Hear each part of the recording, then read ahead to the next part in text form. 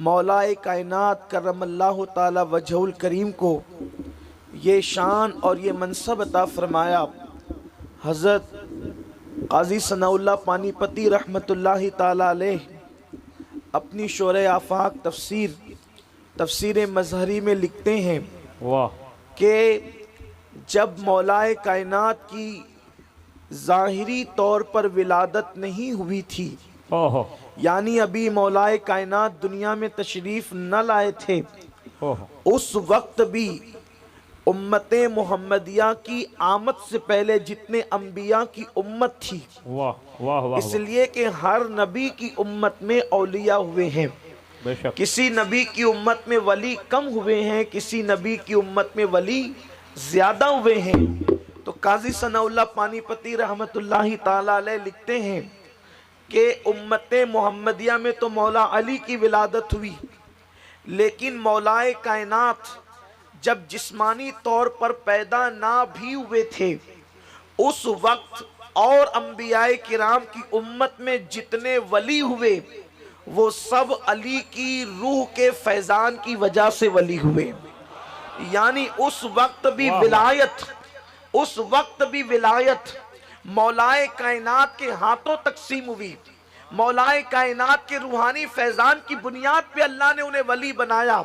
अब आप अंदाजा कर सकते हैं कि मौलाए कायनात का रूहानी फैजान सिर्फ पैदा होने के बाद ही नहीं, बल्कि अभी वो बाप की पुश्त में भी नहीं आए, अभी वो माँ के शिकम में भी नहीं आए, जो दुनिया में आने से पहले लोगों को फैजान की खैरात तकसीम करता है, उसको अली कहते हैं।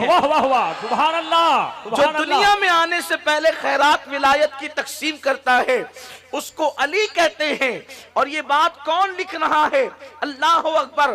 काजी सनाउल्लाह पानीपती रहमतुल्लाहि ताला अलैह सिलसिला नक्शबंदिया के बहुत बड़े बुजुर्ग, सूफी बुजुर्ग भी हैं, और अल्लाह अकबर इतने बड़े मुहद्दिस और मुफस्सिर भी है कि हिंदुस्तान के उलमा इन पे नाज करते हैं। मेरे प्यारे आका सल्लल्लाहु अलैहि वसल्लम के प्यारे दीवानों, आइए जहां तक मौलाए कायनात की विलादत की बात है तो मौलाए कायनात की विलादत का तस्करा भी आपके सामने करूं, ताकि आज की महफिल के एतबार से अल्लाह अकबर मौला मुश्किल कुशा की बारगाह के अंदर हम अकीदतों का खिराज पेश करके उनकी खैरात हासिल करें। अच्छी तरह याद रखना, अल्लाह के रसूल सल्लल्लाहु अलैहि वसल्लम ने फरमाया, तिरमिज़ी शरीफ की हदीस है, सरकार इरशाद फरमाते हैं कि अली की मोहब्बत सिर्फ मोमिनों के दिल में होती है, मोमिन ही सिर्फ अली से मोहब्बत कर सकता है। ये मुनाफिक के बस की बात है ही नहीं कि वो अली से मोहब्बत कर सके। इसलिए मोमिन और मुनाफिक में फर्क करने का मेयार मुस्तफा जान रहमत सल्लल्लाहु अलैहि वसल्लम ने अता फरमा दिया। दरअसल निफाक भी दिल में छुपा है और ईमान भी दिल में छुपा है। अब जो चीज दिल में छुपी हुई है उसको ना मैं जान सकता हूं ना आप जान सकते हैं, ये काम तो गैब दा नबी का है, लेकिन मुस्तफा जान रहमत सल्लल्लाहु अलैहि वसल्लम ने मेयार दे दिया। मोहब्बत अली के जरिए से मोमिन को पहचाना करो और बुग़्ज़ अली के जरिए से मुनाफिक को पहचाना करो। इसलिए हज़रत सैयदना अबू सईद खुदरी फरमाते हैं कि जब भी डाउटफुल मजमे में हम चले जाते कि अपने हैं या पराए हैं, तो उस वक्त अली का जिक्र करते, अली का जिक्र सुनकर जिनके चेहरे खिल जाते हम उनको मोमिन समझते, जिनके चेहरे उतर जाते उनको मुनाफिक समझते। नारे तकबीर, नारे रिसालत, नारे हैदरी। अब यहाँ पर मैं मौला मुश्किल कुशा की मनकबत पढ़ने लगा हूँ, तो अब मालूम होना चाहिए कि ये मजमा मोमिनों का है, मुनाफिकों का नहीं है। अगर यहाँ पर जिंदा दिल होकर बैठ सकते तो बैठे, इसलिए कि ये कोई मरसिए की महफिल है, विलादत अली की महफिल है। लगना चाहिए कि यह विलादत विलादत का जिक्र हो रहा है। वाह, वाह, वाह। मौला मुश्किल कुशा की विलादत की बात जहां तक के है, तारीख में आता है कि जिस वक्त मौला मुश्किल कुशा की अभी विलादत नहीं हुई थी, अली ये पाक की अभी पैदाइश नहीं हुई थी, उस वक्त हजरत मौला मुश्किल कुशा के वालिद बुजुर्गवार हजरत अबू तालिब जो है एक सफर पर रवाना हुए और वो सफर यमन का सफर था। आप यमन के सफर में तशरीफ ले गए। जब आप यमन पहुंचे तो यमन पहुंचने के बाद आपको किसी ने बताया कि यमन के अंदर एक शख्स है जिसकी उम्र जो है वो तकरीबन 300 साल है, वो आसमानी किताबों का आलिम है, अल्लाह ने उसको आसमानी किताबों के उलूम अता किए हैं। अल्लाह अल्लाह फरमाया गया किताबों में मौजूद है कि जिस वक्त हजरत अबू तालिब उसके पास पहुंचे, उसकी उम्र की वजह से उसकी पेशानी की चमड़ी इतनी लटक गई थी कि वो लोगों को देखने के लिए जो है इस तरह चमड़ी उठा करके देखता था। 300 साल का इंसान कितनी बड़ी एक जो है वो उम्र वाला होगा। लेकिन अल्लाह अकबर, जैसे ही हजरत अबू तालिब पहुंचे हैं उस शख्स के पास, उसका नाम मुशरिम बताया जाता है, उसके पास पहुंचे तो पहुंचने के बाद जैसे ही वो देखता है तो देख करके पूछता है, क्या तुम मक्के के रहने वाले हो? क्या तुम मक्के के रहने वाले हो? आपने फरमाया हाँ। तो कहा कि फिर आपका नाम जो है अब्दे मुनाफ होगा और दुनिया आपको इमरान कहती होगी। कहा ये भी है। तो कहा कि आपका ताल्लुक क्या कुरैश से? कहा ये भी है। क्या बनु हाशिम से? कहा ये भी है। तो कहा कि आपका कोई भाई है और उसका बेटा, उसका नाम मोहम्मद है। तो कहा ये भी है। तो कहा अगर मैं गलती नहीं कर रहा हूं तो फिर मैं ये बात जरूर कहूंगा कि उसकी उम्र तकरीबन जो है 30 साल के करीब होने को आ गई है, इसलिए कि हमने आसमानी किताबों में पढ़ा है कि आखिरी नबी की उम्र जब 30 साल को पहुंचेगी तो अल्लाह रब्बुल इज्जत उसके चचा के घर में एक बेटा पैदा करेगा, उसका नाम अली होगा।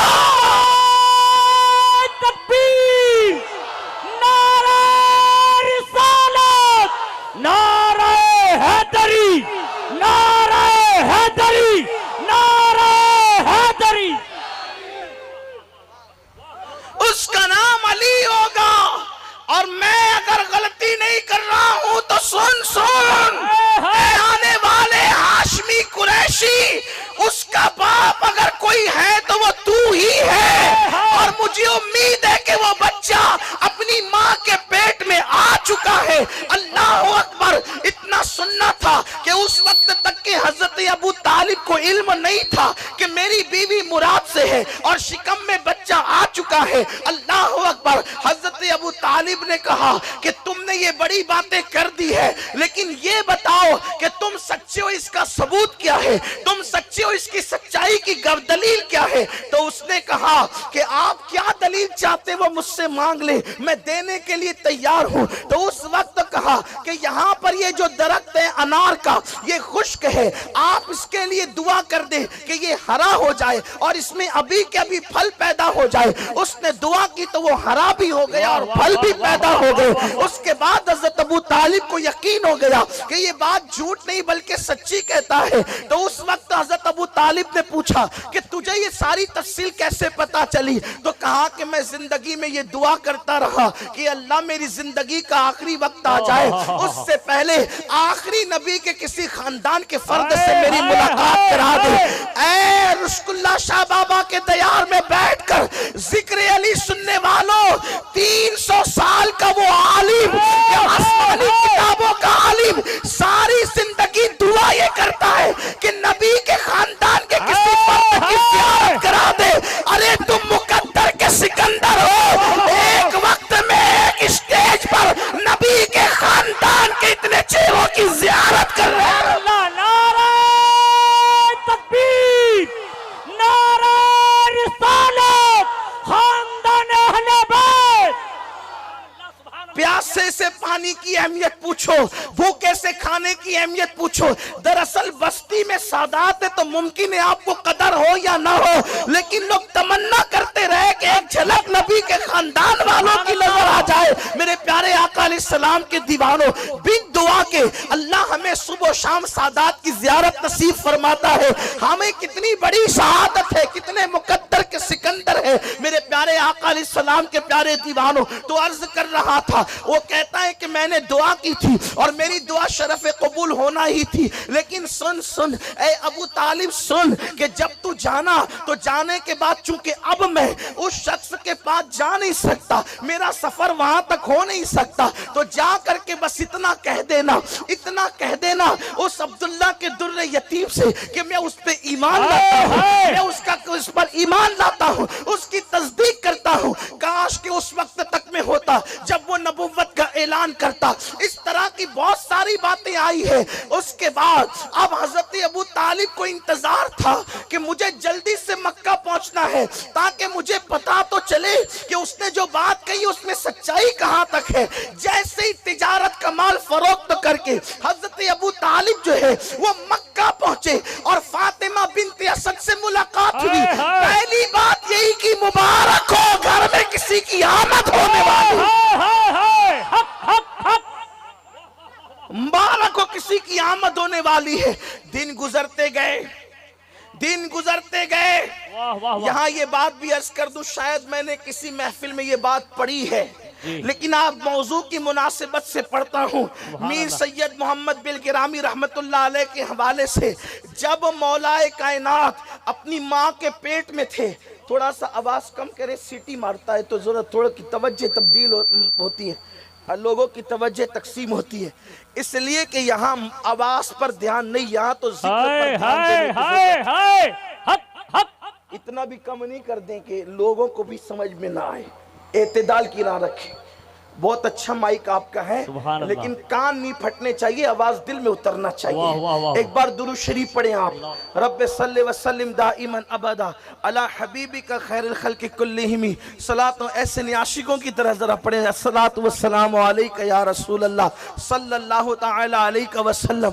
तो मैं ये अर्ज कर रहा था, जिन दिनों मौला मुश्किल कुशा माँ के पेट में थे, अल्लाह अकबर, मीर सैयद मोहम्मद बिल गिरामी रहमतुल्लाह अलैह ने इसको लिखा है कि जिस वक्त हुजूर सलातो व तस्लीम का वो वसी, हुजूर का वो अखी, बाबे मदीनतुल इल्म माँ के शिकम में है। देखो माँ के शिकम में बच्चा जब होता है तो हमें पता भी नहीं होता कि वो माँ के शिकम वाले की हैसियत क्या है, और पेट के बच्चे को भी पता नहीं होता कि दुनिया में हो क्या रहा है। यही तो बात है। फिर इंसान पैदा होता है, कभी कभी बच्चे मिट्टी उठा करके खाते हैं, हमने बच्चों को पाखाना उठाकर भी खाते हुए देखा है, इसलिए कि बच्चे को बच्चा कहते हैं, इसलिए कि उसको अकल नहीं होती, उसको शऊर नहीं होता, उसे अच्छे बुरे में तमीज नहीं होती। अगर उसके सामने पैसे रख दिए जाए और आग रख दी जाए तो बच्चा ये फर्क नहीं कर पाता कि आग क्या है और पैसा क्या है, वो अपने नफा और नुकसान में फर्क नहीं कर पाता।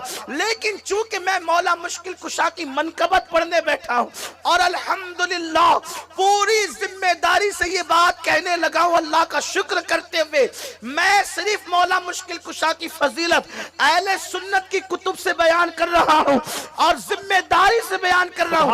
अपनी गुफ्तगू का जिम्मेदार मैं खुद हूं बेफजली ताला।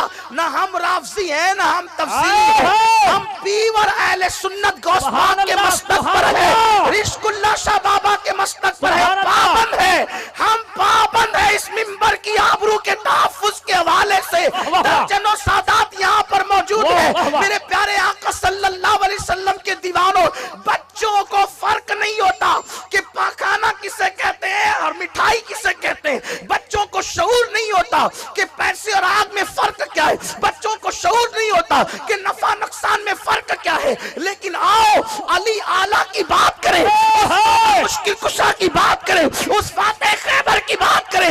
लोग पैदा होकर असमत मुस्तफा नहीं जान सके, लेकिन अल्लाह अल्लाह ये अली है, अली फातिमा का शौहर, ये अली है, अली हसनैन का बाबा, ये अली है, अली नबी के बिस्तर पे हिजरत की रात सोने वाला, ये अली है, अली फतेह मक्का के दिन नबी के कंधों पे खड़े होने वाला। मौला मुश्किल कुशा कहते हैं, जब नबी ने मुझे अपने कंधों पे खड़ा किया तो मैं इतना बुलंद हो गया, ये तसव्वुर करता था कि हाथ उठाकर आसमान का किनारा छू सकता। नारे तकबीर, नारे रिसालत, नारे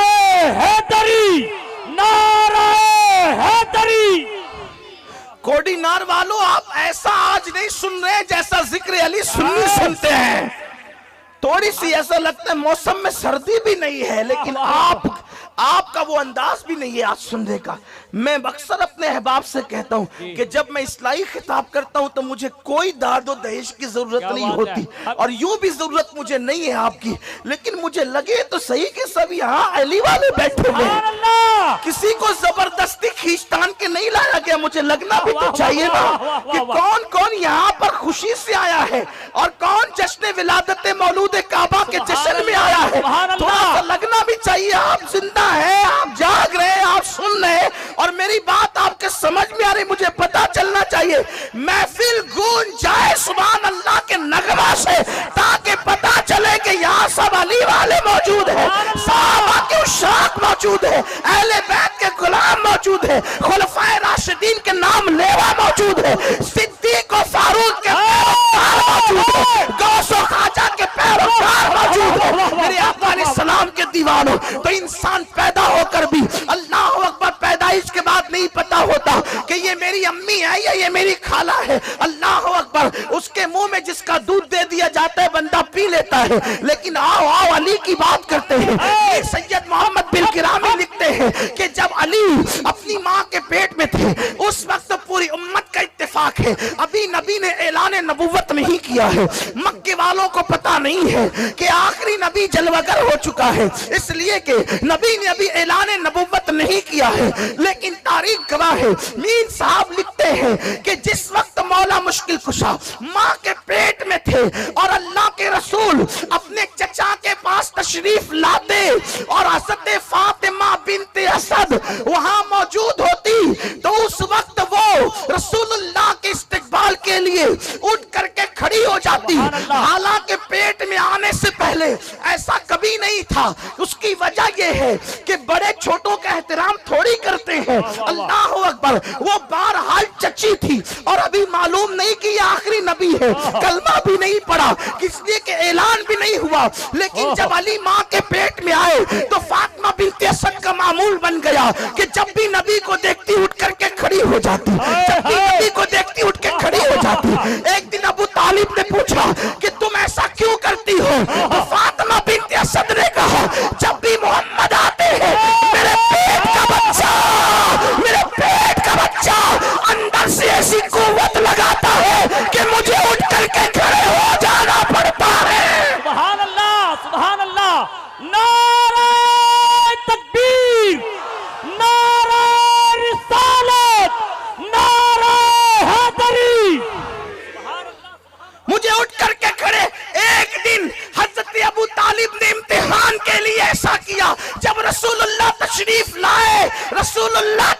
लाए तो दोनों हाथ फातिमा बिनते असद के कंधों पे रख करके दबा दिया कि अब उठने न पाए। औरत होती है, लेकिन जब औरत के पेट में बच्चा आ जाए तो और कमजोर हो जाती है, वो नातवा हो जाती है। लेकिन अल्लाह अल्लाह, इम्तिहान के तौर पर जब हजरत अबू तालिब ने अपनी कमजोर बीवी जिसके पेट में बच्चा था दोनों हाथ रख के कंधे को दबा दिया, हुजूर तशरीफ लाए, कुर्बान जाए। इधर बाप की ताकत दबा रही थी, अंदर से अली की ताकत उठा रही थी। आखिर अबू तालिब के ताकत को, जोर को हटा करके फातिमा बिनते असद खड़ी हो गई और बता दिया कि खाते खैबर की ताकत का आलम क्या। नारे तकबीर, नारे रिसालत, नारे हैदरी। माँ के पेट में जिसकी कुव्वत का ये आलम हो, और यहाँ तो खड़े रहने का मामला है। लोगों को तो नबी पर सलाम पढ़ने के लिए खड़े रहने में जान पे बनाती है। आंखें मलना झुंझला पढ़ना, इमाम अहले सुन्नत कहते हैं आंखें मलना झुंझला पढ़ना लाख जमाई अंगड़ाई नाम पे उठने को लड़ता है। उठना भी कुछ गली है। लोग अभी तक फैसला नहीं कर सके कि नबी पे सलाम खड़े होके पढ़ना चाहिए कि बैठ के करना चाहिए। लेकिन ये अली है जो पैदा होने से पहले नबी के लिए माँ को खड़ा कर रहे हैं। इसी पे बस नहीं, मीर साहब ने यहां तक लिखा है कि हजरत फातिमा बिनते असद ने कहा, ऐ मेरे मोहम्मद, रूही फिदा सल्लल्लाहु अलैहि वसल्लम, ये मेरे पेट का बच्चा है। जब तुम घर में आते हो, जिधर जिधर जाते हो, ये बच्चा उधर ही उधर घूम जाता है। हाय हक हक। ये सिर्फ नबी के लिए खड़े होने का मसला नहीं है, नबी की तरफ चेहरा भी कर रहे हैं। हाय हाय और हाय। हुजूर जिधर जा रहे उधर ही उधर चेहरा हो रहा है, उधर ही उधर चेहरा हो रहा है। सरकार से कहा ये बच्चा उधर ही उधर मुंह करता है जिधर आप जाते हैं, यानी कुर्बान। हाय हाय हाय हाय हक हक हक। अली को नबी की तरफ रुख करने का किस कदर ख्याल है। बड़ा भैया समझकर तो नहीं किया होगा, अल्लाह अल्लाह। वाह है? वाह वाह। बड़ा भाई समझकर तो नहीं किया होगा, हक है। है? इसलिए कि घर में बड़े भाई से बड़ा दर्जा बाप का होता है, जी। माँ का होता है, के लिए इतना एहतमाम नहीं है। पता चला अली तो माँ के पेट से मारिफत लेकर आए हैं। अली माँ के पेट से मारिफत लेकर आए कि ये अल्लाह के रसूल है। सुभान अल्लाह। माँ के पेट में इधर उधर घूमते हैं। जब कहा ना कि ये उधर ही उधर चेहरा करता है, तो सरकार ने क्या जवाब दिया? फातिमा बिन्त असद, मेरे माँ बाप उन पे कुर्बान। मेरे नबी ने फरमाया सिर्फ मेरी चच्ची नहीं बल्कि मेरी माँ भी है। सरकार ने फातिमा बिन्त असद को अपनी माँ कहा। हुजूर अलैहिस्सलाम उनकी कब्र में लेटे, अपना कपड़ा उनको कफन के लिए दिया, बतौर तबर्रुक अता फरमाया, उनके लिए दुआएं फरमाई। अल्लाह अकबर। तो फातिमा बिन्त असद ने जब कहा ना कि ये आपकी तरफ चेहरा करता है, तो अल्लाह के रसूल ने दुआ दी, करमल्लाहु ताला वजहुल करीम, जो चेहरा मेरी तरफ घूमता रहता है अल्लाह इस चेहरे को और बुजुर्ग सुभान अल्लाह। इसी शायद ये भी वजह है उनको करम अल्लाह वजहुल कहने की। हर सहाबी को हम रदी अल्लाह अन कहते हैं, लेकिन जब मौला मुश्किल कुशा की बात आती है तो उनको करम अल्लाह ताला वजहुल करीम कहते हैं। ये मौला मुश्किल कुशा के पेट में रहने के अय्याम है। और जहां तक के विलादत की बात आती है तो अल्लाह अकबर, मौलाना अब्दुल रहमान जामी अपनी किताब में लिखते हैं कि बाज लोगों का मसलक ये है कि मौला मुश्किल कुशा काबे में पैदा हुए। इमाम हाकिम ने अपनी मुस्तदरक में लिखा है, इमाम हाकिम लिखते हैं कि अली ये मुर्तजा जौफे काबा में यानी काबतुल्लाह शरीफ के सेंटर में पैदा हुए। अली ये मुर्तजा की विलादत काबतुल्लाह शरीफ में हुई है। इस तरीके से इजालतुल खिफा में शाह वलीउल्लाह मुहद्दिस दहलवी ने लिखा है कि मौला मुश्किल कुशा काबतुल्लाह शरीफ के अंदर पैदा हुए। और भी बहुत सारे बुजुर्गों ने लिखा है। और बात यह है कि रिवायत कितनी भी ज़ईफ हो, अगर वो रिवायत साबित शुदा हमारे बुजुर्गों ने कह दिया है तो फजाइल अमाल में उसको कबूल करने के अंदर जो है कोई इनकार नहीं होना चाहिए। और बात तो ये है यार, हम इश्क के बंदे हैं, क्यों बात बढ़ाई है। अल्लाह अकबर। मैं एक बात सिर्फ आपसे कहना चाहता हूं, अगर आपका दिल इस पे मुतमईन